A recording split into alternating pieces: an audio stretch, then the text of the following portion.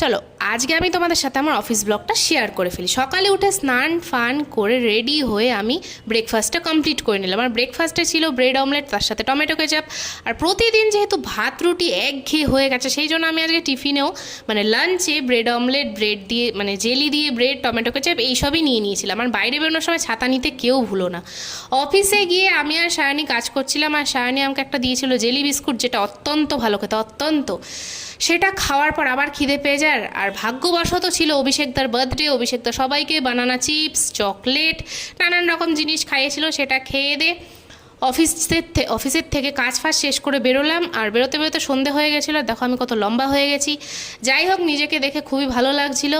Office থেকে বেরিয়ে নিচে যখন এই জায়গাটা এলাম, এত সুন্দর জায়গাটা আমার প্রতিদিন দেখি ওপরে তাকিয়ে থাকি, তোমাদেরও সেই জন্য আজকে দেখিয়ে দিলাম। আর অফিসের গেট থেকে বেরিয়ে গুটি গুটি পায়ে বাড়িতেও চলে এলাম। আর মুখটা খুব খারাপ অবস্থা গরমে।